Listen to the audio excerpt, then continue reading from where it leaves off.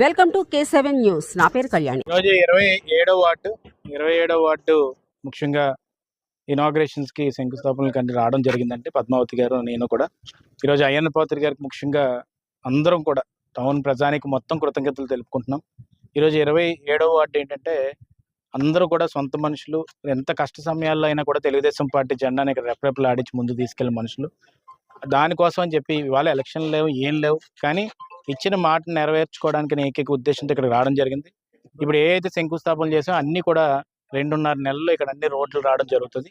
ఎక్కడైతే మనం శంకుస్థాపన చేసామో దాంతోపాటు నేను ఇక్కడ కౌన్సిలర్ గారిని అందరినీ కోరుతుంది ఏంటంటే డ్రైన్లు కూడా ఎట్టి పరిస్థితుల్లో బాగుపరుచుకోవాల్సిన అవసరం ఎంత ఉంది, ఫ్యూచర్లో మీరు ఎస్టిమేషన్ వేసుకొని పెట్టుకోవాలని చెప్పాను.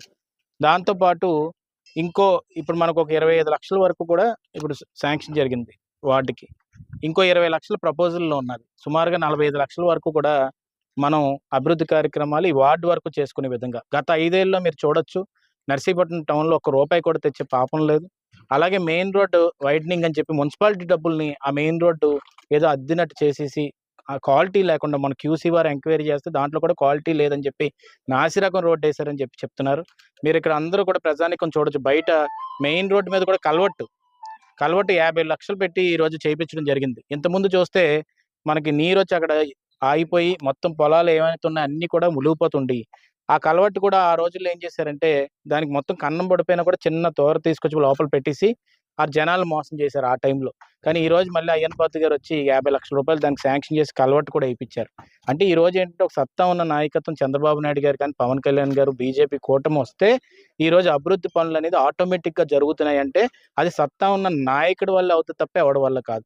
నిన్న కూడా ఎవరో వచ్చి అన్నారు నాతోటి, చేస్తే అభివృద్ధి అయ్యన్న పాత్రి గారే చేయాలండి, ఇంకెవడో చేయలేడండి నియోజకవర్గానికి అన్నారు. ఈరోజు 8 నెలలు అయ్యి 8 నెలలు ఎలక్షన్స్ ముందు వచ్చి కొబ్బరికాయలు కొడుతుంటారు అందరూ. కానీ 8 నెలల్లోనే ₹20 కోట్ల ఈ నర్సీపట్నం టౌన్కి, నియోజకవర్గానికి కాదు టౌన్కి తీసుకొచ్చిన నాయకుడు అయ్యన్న పాత్రి గారు మొత్తం నియోజకవర్గానికి 80 కోట్ల పైన తీసుకొచ్చారు.